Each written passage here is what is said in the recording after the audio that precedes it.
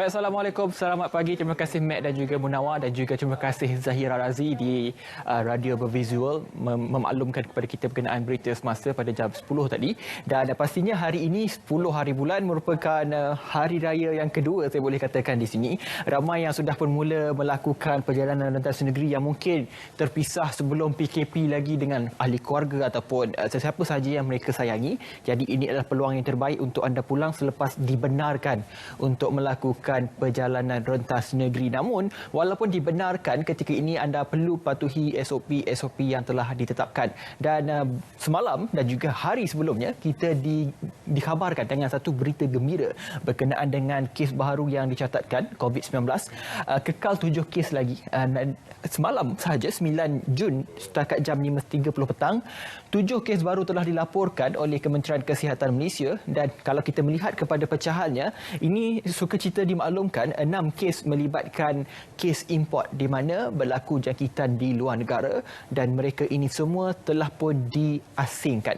Dan satu kes melibatkan bukan warga negara ketika saringan awal masuk pekerja. Jadi mereka ini warga asing juga diasingkan. Dan sukacita dimaklumkan, kita cukup gembira dengan berita dan juga pemakluman semalam bahawa tiada jangkitan tempatan yang melibatkan warga negara Malaysia. Alhamdulillah, kita ucapkan tahniah kepada semua rakyat Malaysia dan juga KKM dalam melakukan mass testing ataupun apa kita panggil sebagai ujian secara besar-besaran ini supaya mereka dapat kenal pasti siapakah kontak rapat, siapakah yang bergejala dan sebagainya, dan hasilnya kita dapat lihat penurunan kes dari semasa ke semasa. Dan kita mengharapkan hari ini 10 Jun kes semakin menurun dan kita akan dapat mengikut jejak langkah New Zealand yang kini diisytiharkan bebas COVID-19 tanpa vaksin. Dan kes aktif ketika ini semakin menurun kekal sehingga 1,244 dan juga kes sembuh semalam juga dicatatkan paling tinggi sepanjang PKP dilaksanakan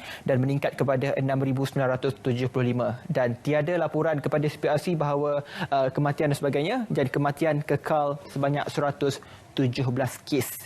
Jadi kita berharap supaya kes ini kekal menurun dari hari ke hari.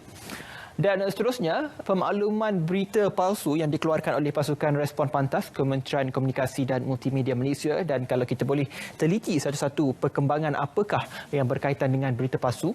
Baik, yang pertama kalau anda dapat lihat di sini, Jabatan Perangkaan Malaysia ataupun DOSM menafikan pernah mengeluarkan infografik dengan kenyataan jumlah pengangguran terus meningkat dan tertinggi dalam sejarah, 2.05 juta orang Jabatan Perangkaan Malaysia. Jadi ini tajuk artikel ataupun infografik yang telah pun ditularkan. Jadi DOSM menyarankan agar orang ramai merujuk kepada Advanced Release Calendar ataupun ARC di portal DOSM untuk mendapatkan statistik penuh dan juga yang sahih. Jadi Jabatan Perangkaan sudah melakukan kajian yang telus dan juga sahih. Jadi sekiranya anda terlihat ataupun menerima laporan-laporan yang sedikit bercanggah ataupun mendapat kekeliruan berkaitan dengan data-data ataupun statistik-statistik, jadi anda boleh terus ke laman web rasmi DOSM ini untuk mendapatkan perincian penuh.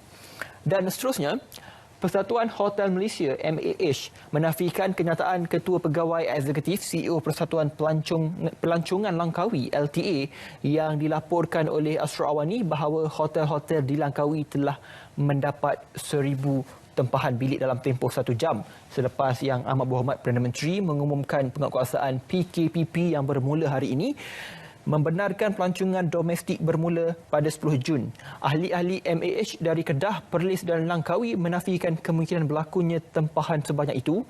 Malah berita angin ini telah menimbulkan kesangsian dan tanda tanya dalam kalangan pengusaha dan juga pekerja hotel. Jadi MAH menyeru orang ramai menghubungi CEO MAH Yap Lip Sing di ceo@hotels.org.my ataupun talian yang tertera untuk mendapatkan maklumat lanjut berkaitan dengan isu perhotelan ini. Baik, seterusnya, pelan jana semula ekonomi negara ataupun kita sebut sebagai penjana yang diumumkan oleh Yang Amat Berhormat Perdana Menteri baru-baru ini peruntukan sebanyak 35 bilion dan ini merupakan kesinambungan daripada pakej prihatin yang telah diumumkan, kemudian diikuti pakej prihatin tambahan PKS dan kini pelan jana semula ekonomi negara, penjana untuk membawa semula negara ke landasan ekonomi supaya kita dapat memacu balik perkembangan negara yang sedikit terencat akibat akibat COVID-19. Jadi 35 bilion ini akan melibatkan 40 inisiatif utama dan juga melibatkan teras utama memperkasakan rakyat ataupun empower people, melonjakkan perniagaan, propel businesses dan juga merangsang ekonomi, stimulate dia ekonomi.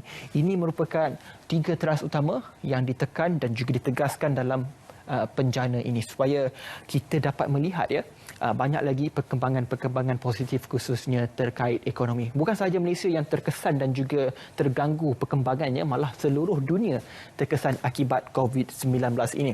Baik, banyak lagi laporan berkenaan dengan penjana ini. Anda boleh ke Facebook Majlis Keselamatan Negara untuk mendapatkan gambaran penuh dan juga infografik yang mudah untuk anda faham berkenaan dengan perincian-perincian yang disasarkan kepada golongan sasar di bawah Pelanjana Semula Ekonomi Negara ataupun penjana ini. Dan seterusnya, kita ke Facebook rasmi Kementerian Komunikasi dan Multimedia Malaysia, KKMM. Ini adalah berkenaan dengan pelantikan pengerusi baharu dan penambahbaikan dasar-dasar bagi Suruhanjaya Komunikasi dan Multimedia Malaysia ataupun MCMC.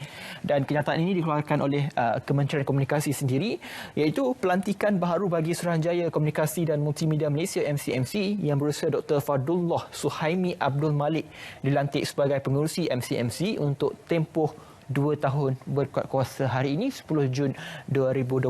Kalau kita dapat melihat di frasa kedua, Dr. Fadullah Suhaimi Abdul Malik merupakan Naib Chancellor dan CEO Universiti Perdana dan juga merupakan bekas anggota Suruhanjaya di MCMC dan mempunyai pengalaman sebanyak 20 tahun dalam sektor telekomunikasi. Beliau menggantikan yang berusia Encik Al-Ishal Ishaq yang telah berkhidmat sejak Oktober 2018. Kalau kita melihat kepada profil yang dinyatakan di sini, jelas sekali yang berusia Dr. Fadullah Suhaimi Abdul Malik adalah individu yang tepat untuk diletakkan di posisi yang telah dinyatakan. Selamat bertugas kami ucapkan daripada tim penerbitan Pastikan Sahih. Baik, seterusnya juga daripada Kementerian Komunikasi dan Multimedia Malaysia KKMM, dan kalau anda dapat lihat di sini, siaran media penubuhan Majlis Perundingan Komunikasi dan Multimedia ataupun singkatannya MPKM. Jadi KKMM telah menubuhkan satu Majlis Perundingan Komunikasi dan Multimedia sebagai satu platform bagi kerajaan membincangkan dan juga mendapatkan input daripada semua pemegang taruh ataupun stakeholders ini dalam merencanakan pendekatan dan dasar bagi isu komunikasi dan multimedia. Jadi pendekatan majlis ini adalah untuk turut melibatkan penyertaan dari masyarakat madani yang mempunyai peranan langsung ke atas pembangunan negara. Baik, kalau anda dapat lihat di frasa yang akhir ini, penubuhan MPKM ini adalah selari dengan matlamat KKMM ke arah memacu kecendekiaan. Apa itu kecendekiaan ataupun dalam bahasa Inggeris dia adalah intelligence dalam masyarakat. Ia juga seiring dengan visi kementerian iaitu melahirkan masyarakat terhubung, berinformasi, kreatif dan juga berbudaya digital. Jadi 4 elemen ini adalah penting untuk kita merealisasikan impian KKM dalam melahirkan masyarakat yang cakna dengan isu-isu terkini melalui medium-medium ataupun platform telekomunikasi yang kita ada. Baik, banyak lagi laporan berkaitan dengan berita palsu. Sepastinya kita akan perincikan maklumat di portal sebenarnya.my. Namun kita berehat dulu seketika, kembali selepas ini.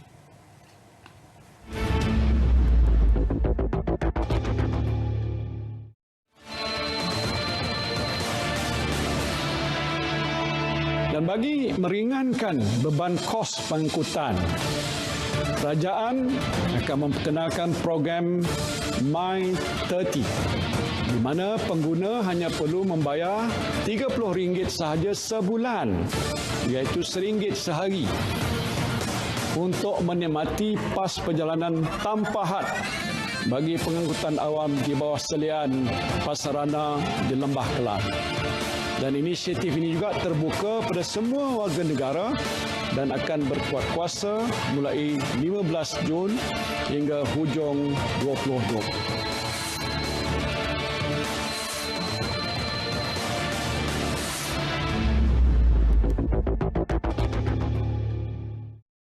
Baik, bertemu kembali dalam Pastikan Sahih edisi khas Selamat Pagi Malaysia, dan hari ini kita terus saja ke portal sebenarnya.my untuk kita melihat berkenaan dengan berita-berita palsu yang telah ditularkan, dan ada setengah pihak yang sudah pun mempercayainya dan juga memanjangkan kepada orang lain. Jadi 2 hari lepas kita dikejutkan dengan satu berita pendaratan ataupun pendatang asing tanpa izin daripada masyarakat Rohingya ini mendarat di Langkawi. Jadi apa isunya di sini? Kalau anda dapat lihat, ini adalah tangkap layar yang dikongsikan oleh maafkan saya terbesar pula.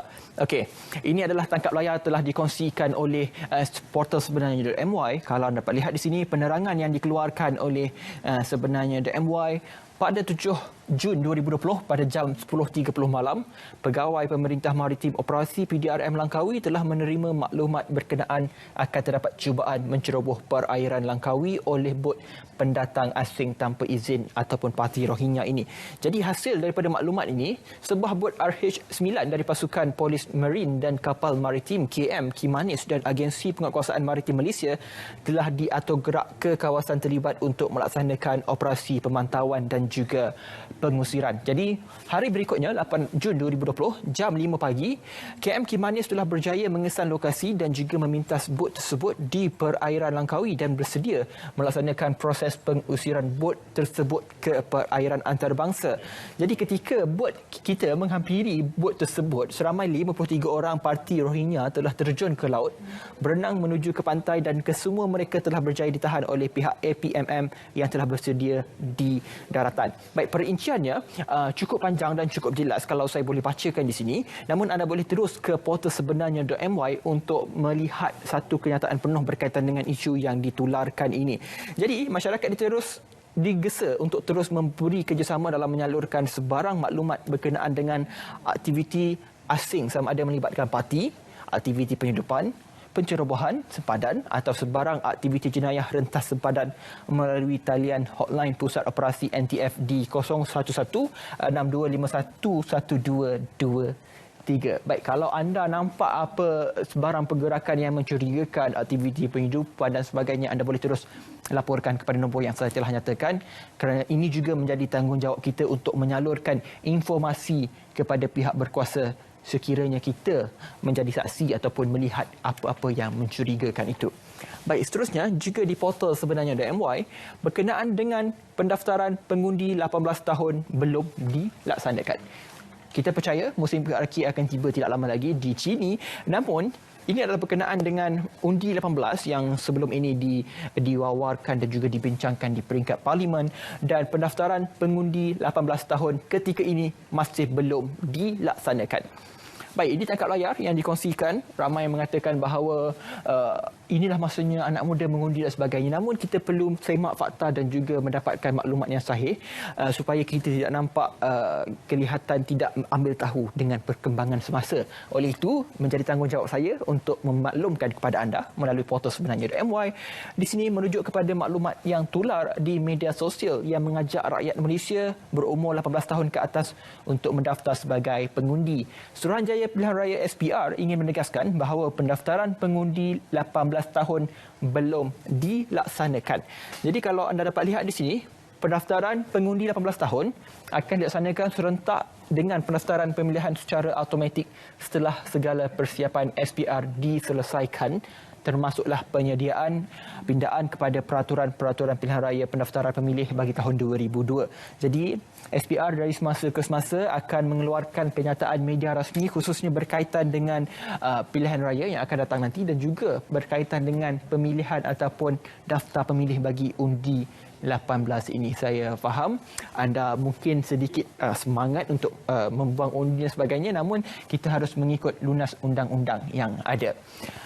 Baik, seterusnya, waspada sedikit penipuan menyamar pegawai LHDNM. Ini merupakan satu isu yang sering berlaku tak kala bila Perdana Menteri mengumumkan pakej prihatin, pakej bantuan kewangan ataupun Bank Negara memperkenalkan moratorium dan sebagainya. Namun banyak pihak yang sudah menjadi skamer ataupun penipu ini mengambil data peribadi anda dan juga melakukan niat-niat jahat, mengambil wang anda tanpa anda sedar dan sebagainya. Dan ini mendapat perhatian daripada portal sebenarnya .my, dan penjelasannya di sini adalah berkaitan dengan sedikit penipuan yang menyamar sebagai pegawai lembaga hasil dalam negeri Malaysia. Baik, menurut kenyataan media LHDNM, LHDNM ingin menasihatkan orang ramai agar berwaspada dengan sindiket penipuan penyamaran sebagai pegawai LHDNM yang kembali aktif sejak akhir-akhir ini. Seperti apa yang saya katakan, ini dia, kembali aktif sejak akhir-akhir ini kerana sebelum ini masih lagi ada berlaku perkara yang sama. Dan ini kalau dapat lihat di portal sebenarnya.my, LHDNM telah membagi satu tips ataupun atur cara penting untuk anda kenal pasti sekiranya anda mendapat panggilan daripada LHDNM. Baik, hebahan ini mengakhiri Pastikan Sahih hari ini dan juga sukacita saya maklumkan Pastikan Sahih hari ini merupakan edisi terakhir di Selamat Pagi Malaysia kerana hari ini juga 10 Jun merupakan Perintah Kawalan Pergerakan Bersyarat. Kita sudah pun mula bersiaran daripada tahap pertama PKP, kemudian ikuti PKPB dan kini PKPP. Terima kasih kerana mendengar apa yang kami maklumkan khususnya berkaitan dengan berita palsu. Baik, anda semua diminta untuk terus kekalkan penjarakan sosial, kerap menjaga kebersihan, safe control ataupun kawalan kendiri. Saya dan juga mewakili seluruh tim penerbitan Pastikan Sahih mengucapkan ribuan terima kasih kepada tim penerbitan Selamat Pagi Malaysia dan seluruh rakyat Malaysia untuk mendapatkan maklumat berkaitan berita palsu ini. Assalamualaikum dan salam hormat.